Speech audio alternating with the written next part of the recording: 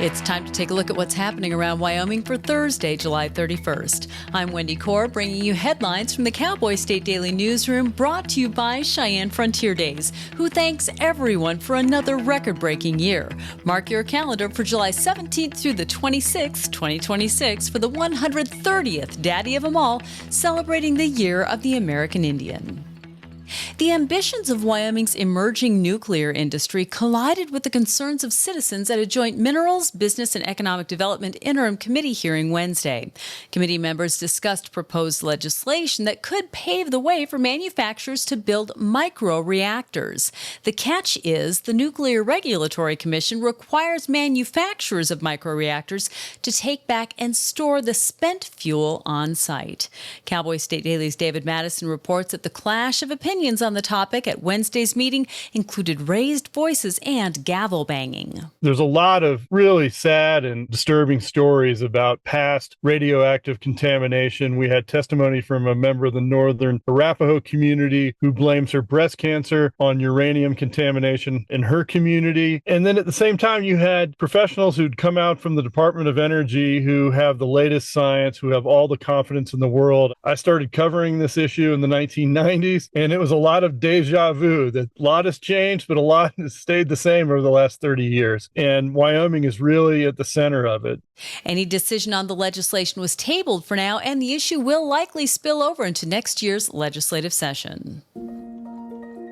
President Donald Trump on Wednesday nominated a state senator representing Laramie County to serve as the top federal prosecutor for Wyoming. The selection of State Senator Darren Smith of Cheyenne was lauded by Republicans statewide. Cowboy State Daily's Claire McFarland reports that as top federal prosecutor in the state, Smith would be responsible for prosecuting federal crimes statewide, including all crimes that happen within national parks and nearly all felony-level crimes that happen on the Wind River Indian Reservation. Wyoming's entire Republican delegation voiced support, saying he's a great pick. In his interview with me, he promised to be tough on violent crimes, tough on immigration-related crimes, tough on any chance to curb suspicious foreign adversary encroachment into Wyoming. He also said he doesn't want to do what he called frivolous prosecution. Having worked in media on the reservation for nearly a decade now, I sought to pin him down on whether he will seek better policing transparency on the reservation than we currently have. It's dismal at best. And he said he will seek transparency without sabotaging investigations. Smith must get confirmed by the U.S. Senate before he officially becomes U.S. Attorney for Wyoming. A Laramie County fire chief and his wife made their first appearances Wednesday on charges that they allegedly imprisoned and starved their 13-year-old adopted son. Derek Middlestead and his wife Angela posted bond and were released from custody.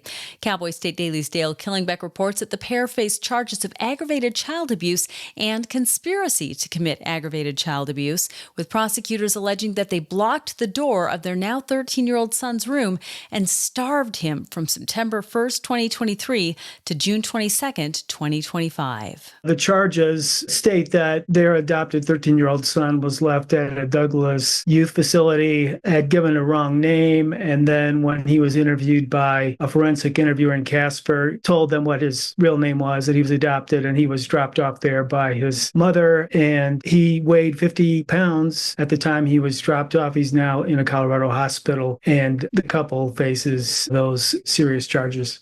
The Human Resources Officer for Laramie County Fire District No. 1 said Derek Middlestead's status with the fire district was not something she could discuss. With federal money in limbo, a roughly $30 million wildlife crossing project near DuBois is on hold, but that could change with federal dollars expected to start flowing again soon. The DuBois area project is still short by $16 to $18 million, and Cowboy State Daily's Mark Hines reports that many federal grants went into limbo earlier this year as the administration of President Donald Trump combed through federal budgets. We're getting news here over the past couple days that could end soon that at least a part of the federal budget that's earmarked for wildlife crossing grants could be freed up again, which would allow folks here at Wyoming Department of Transportation and other partners in this project to apply for grants to get that last $16 to $18 million in place on this roughly $30 million project to start getting that wildlife crossing built, which could, again, potentially save hundreds upon hundreds of mule deer in the Du Bois area. State officials and wildlife advocates want to build 3 wildlife underpasses and an overpass along a 25-mile stretch of U.S. Highway 26-287 near Du Bois, where hundreds of mule deer are hit every year. They hope the construction can begin in 2027. I'll be back with more news right after this. RER is transforming rare earth production and disrupting China's global dominance. The demonstration plant in Upton, Wyoming uses proprietary closed-loop technology powered by machine learning to separate rare earth elements with unmatched efficiency while recycling chemicals. Through the demonstration plant, partially financed by the Department of Energy and the Wyoming Energy Authority, RER is securing America's critical mineral supply through innovation and technology. An elementary school teacher in Cheyenne was jailed Monday on suspicion of touching multiple female students inappropriately during the past school year. 55-year-old Brian Wirrell was booked into the Laramie County Detention Center on Monday. Cowboy State Daily's Claire McFarland reports that was about a week after the Laramie County Deputy District Attorney charged Wirrell with 16 sex crimes, all felonies. One of the things that makes this story striking is the affidavit says that he was groping, touching girls in class. And I had to read that a couple times, like in class. And the girls, when they were forensically interviewed, told their interviewer, yeah, I watched him do this to so-and-so. I watched him do this to so-and-so. He did this to me. So-and-so watched. And so the allegation is that this was a culture of open touching of girls in class. 7 of the charges are third-degree sexual abuse of a minor and carry a maximum penalty of up to 15 years in prison. 9 of the charges are second-degree sexual abuse of a minor, each carrying a maximum penalty of 20 years in prison. Wildland firefighting crews may get some help fighting a pair of wildfires burning southeast of Tensle on Wednesday and Thursday when expected thunderstorms sweep through Washakie County. Although the storms bring a danger of lightning sparking new fires, the cooler temperatures and rain will help the more than 200 firefighters battling the Tower 2 and V's fires.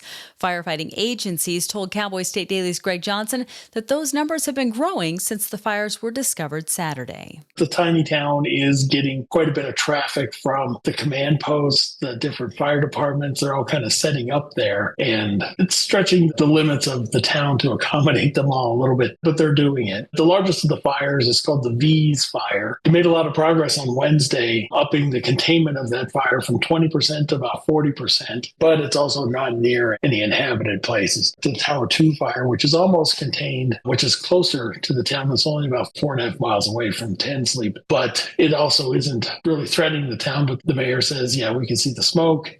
The Tower 2 fire has burned about 220 acres southeast of Tensle, but is now 75% contained. So far, it's cost about $160,000 to fight.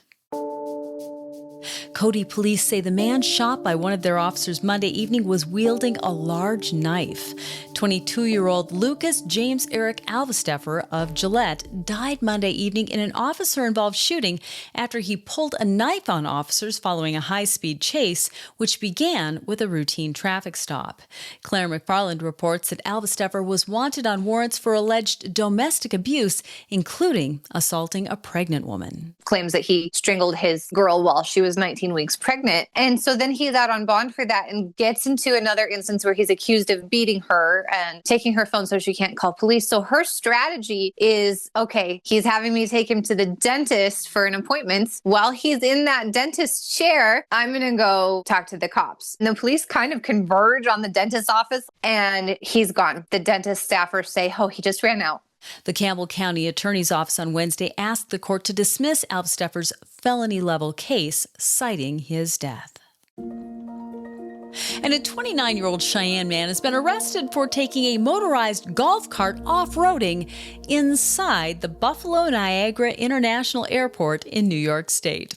Kevin Sinning, who authorities say appeared to be intoxicated, decided to take a golf cart onto a moving walkway in the airport's terminal. Cowboy State Daily's Andrew Rossi reports that a video of the incident that's been viewed millions of times shows an unperturbed Sinning sitting in the golf cart on the moving walkway, which is too narrow to accommodate the cart. Not only did he steal this thing and start driving it around the terminal, he drove it into the moving walkway. It was too wide for the moving walkway, but that didn't deter him. So he destroyed the glass, he destroyed the cart, he destroyed the walkway, and he faces several second and third degree misdemeanors for his conduct that night. Lots of people caught him in the act and posted it on TikTok and social media. So the evidence is pretty irrefutable that he caused a lot of damage with his off-roading in the Buffalo International Airport. The Niagara Frontier Transportation Authority arrested Sinning, and he faces a litany of charges. And that's today's news. Get your free digital subscription to Wyoming's only statewide newspaper by clicking on the daily newsletter button at cowboystatedaily.com. And you can watch this newscast every day by clicking subscribe on our YouTube channel, or you can listen to us on your favorite podcast app.